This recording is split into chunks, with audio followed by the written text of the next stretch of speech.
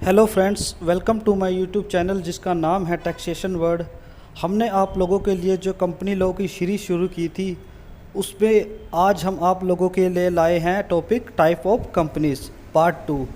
इससे पहले हमने इसका पार्ट 1 अपलोड किया था जिसमें मैंने 5 कंपनीज़ को कवर किया था, जो कि थी प्राइवेट लिमिटेड कंपनी क्या होती है, पब्लिक लिमिटेड कंपनी क्या होती है, गवर्नमेंट कंपनी आप किसे कहते हैं, फॉरेन कंपनी किसे कहते हैं और स्मॉल लिमिटेड कंपनी किसे कहते हैं। आज की इस वीडियो में हम पार्ट 2 में आप लोगों के लिए 5 अनदर कंपनी लेके आए हैं जो कि मैं आपको एक सिंपल लैंग्वेज में एक्सप्लेन करूंगा। आज की इस वीडियो में हम कवर करने वाले हैं सेक्शन 8 कंपनी क्या होती है, 1 पर्सन कंपनी क्या होती है, होल्डिंग एंड सब्सिडरी कंपनी क्या होती है और आपकी एसोसिएट कंपनी किसे कहते हैं। चलिए वीडियो को स्टार्ट करते हैं। सबसे पहले हम बात करते हैं आपकी 1 पर्सन कंपनी के बारे में। चलिए इसके मीनिंग को समझते हैं। एक company which has only 1 person as a member. जैसा कि आप लोगों ने प्राइवेट लिमिटेड कंपनी के केस में देखा था मिनिमम 2 मेंबर्स, और पब्लिक लिमिटेड कंपनी के केस में देखा था मिनिमम 7 मेंबर्स की रिक्वायरमेंट होती है किसी भी पब्लिक लिमिटेड या फिर प्राइवेट लिमिटेड कंपनी को इनकॉर्पोरेट करने के लिए। वैसे ही 1 पर्सन कंपनी को सिर्फ एक ही मेंबर इनकॉर्पोरेट कर सकता है। सेकंड पॉइंट आप बात करते हैं नॉमिनी। 1 पर्सन कंपनी के केस में जो सोल मेंबर होगा कंपनी का उसको एक नॉमिनी अपॉइंट करना होता है जो कि नेचुरल पर्सन होगा और वो माइनर नहीं होगा, जो कि उसकी इनकैपेसिटी और उसकी डेथ के केस में 1 पर्सन कंपनी का मेंबर बनेगा। थर्ड आपकी बात करते हैं 1 पर्सन कंपनी आपकी हमेशा स्मॉल लिमिटेड कंपनी कहलाएगी। अब इसके बाद हम डायरेक्टर की बात करते हैं कि 1 पर्सन कंपनी के केस में कितने डायरेक्टर हो सकते हैं। मिनिमम आपका 1 डायरेक्टर होगा और मैक्सिमम आपके 15 डायरेक्टर हो सकते हैं। 1 पर्सन कंपनी को एजीएम कंडक्ट करने की रिक्वायरमेंट नहीं होती जैसा कि पब्लिक और प्राइवेट लिमिटेड कंपनी के केस में होता है।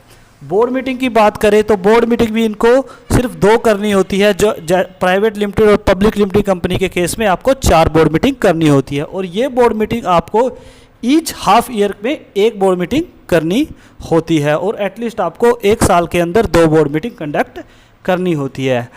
आप कन्वर्जन की बात करते हैं, अगर आप कन्वर्ट करना चाहते हैं 1 पर्सन कंपनी को पब्लिक या प्राइवेट लिमिटेड में, आप जनरल रूल ये है कि आप इसको कन्वर्ट नहीं कर सकते एटलीस्ट 2 साल इसकी इनकॉर्पोरेशन डेट से। लेकिन इसके कुछ एक्सेप्शन है। अगर आपकी थ्रेशोल्ड लिमिट इन्होंने दी हुई है कुछ पेड अप शेयर कैपिटल और टर्नओवर की, अगर वो क्रॉस कर जाती है तो आपको वहाँ पे compulsory conversion with in 2 year भी आप कर सकते हैं। 1 पर्सन कंपनी आपकी कभी भी सेक्शन 8 कंपनी जो कि नॉन प्रॉफिट कंपनीज होती है उसमें कन्वर्ट नहीं हो सकती। सेकंड जो आपकी बात करने वाले हैं हम सेक्शन 8 कंपनी के बारे में। सेक्शन 8 कंपनी आपकी बेसिकली वो कंपनीज होती हैं जिनका प्रॉफिट मोटिव नहीं होता और जो सिर्फ और सिर्फ सोशल वेलफेयर के लिए ही इनकॉर्पोरेट की जाती है। सेक्शन 8 कंपनीज आपकी प्रमोट करती है art, commerce, science, education, religion, charity, protection of environment, research, social welfare etcetera. Section 8 companies अपने प्रॉफिट और एनी अदर इनकम जो भी वो अर्न करती हैं उसका यूज़ सिर्फ और सिर्फ अपने ऑब्जेक्ट को पूरा करने के लिए करती है। सेक्शन 8 कंपनी कभी भी अपने मेंबर को डिविडेंड नहीं दे सकती, इसके लिए स्पेसिफिकली लॉ में मना किया हुआ है। बेसिकली सबसे पहले हमें सेक्शन 8 कंपनी शुरू करने से पहले हमें सेंट्रल गवर्नमेंट को एक एप्लीकेशन देनी होती है जिसमें हम उनको अपने ऑब्जेक्ट बताते हैं।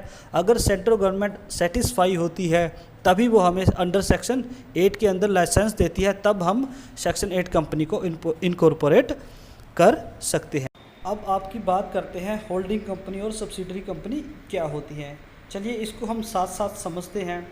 होल्डिंग कंपनी आपकी वो कंपनी होती है जो कि कंट्रोल करती है composition of board of director of other company, यानी कि वो अपनी इस अदर कंपनी के बोर्ड ऑफ डायरेक्टर की कंपोजिशन को बना भी सकती है और बिगाड़ भी सकती है।